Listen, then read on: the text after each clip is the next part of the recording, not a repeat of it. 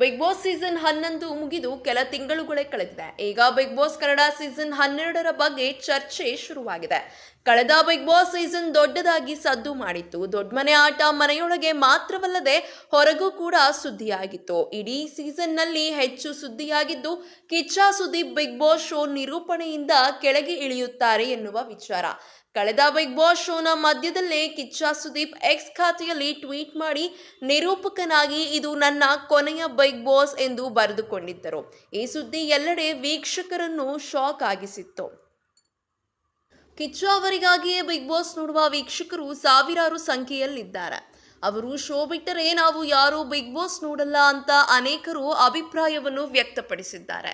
ಸುದೀಪ್ ಇಲ್ಲದೆ big boss ಆಗುವುದು ಕಷ್ಟವೆನ್ನುವ ವಿಚಾರವನ್ನು ಅರಿತಿರುವ ಆಯೋಜಕರು ಮುಂದಿನ ಸೀಸನ್ನಲ್ಲೂ ಸುದೀಪ್ ಇರುತ್ತಾರೆ ಎನ್ನುವ ಮಾತನ್ನು ಹೇಳುತ್ತಲೇ ಬಂದಿದ್ದರು. ಹಿಂದಿ ಮಲಯಾಳಂನಲ್ಲಿ ಈಗಾಗಲೇ ಬಿಗ್ ಬಾಸ್ ಬಗ್ಗೆ ಚರ್ಚೆ ಶುರುವಾಗಿದೆ. ಸಂಭಾವ್ಯ ಸ್ಪರ್ಧಿಗಳ ಪಟ್ಟಿಯು ಹರಿದಾಡುತ್ತಿದೆ. ಈ ನಡುವೆ ಕನ್ನಡ ಬಿಗ್ ಬಾಸ್ ಬಗ್ಗೆಯೂ ಗುಲ್ಲಾಗಿದೆ.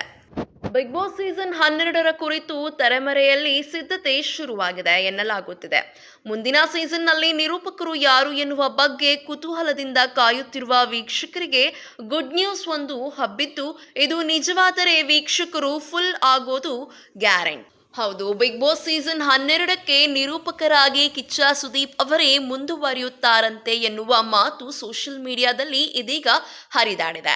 ಮೂಲಗಳ ಪ್ರಕಾರ ಆಯೋಜಕರು ಕಿಚ್ಚ ಅವರ ಮನವೊಲಿಸುವಲ್ಲಿ ಯಶಸ್ವಿಯಾಗಿದ್ದಾರೆ. ಸುದೀಪ್ ಅವರು ಕೆಲವು ಕಂಡೀಷನ್ಗಳನ್ನು ಹಾಕಿದ್ದು, ಆ ಕಂಡೀಷನ್ಗಳನ್ನು ಆಯೋಜಕರು ಒಪ್ಪಿದರೆ ಖಂಡಿತ ಸುದೀಪ್ ಅವರೇ ಮುಂದಿನ ಸೀಸನ್ಗೆ ಹೋಸ್ಟ್ ಆಗಿ ಬರುತ್ತಾರೆ ಎನ್ನಲಾಗುತ್ತಿದೆ.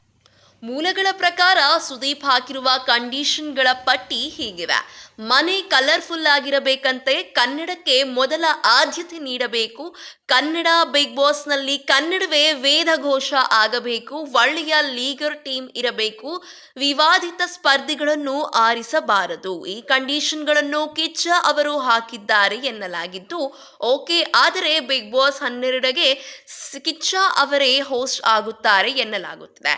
ಸದ್ಯ ಈ ವಿಚಾರ ಸೋಷಿಯಲ್ ಮೀಡಿಯಾದಲ್ಲಿ ಹರಿದಾಡುತ್ತಿದೆ. ಮುಂದಿನ ದಿನಗಳಲ್ಲಿ ಅಧಿಕೃತವಾಗಿ ಈ ಬಗ್ಗೆ ಮಾಹಿತಿ ಹೊರಬೀಳಬೇಕಿದೆ.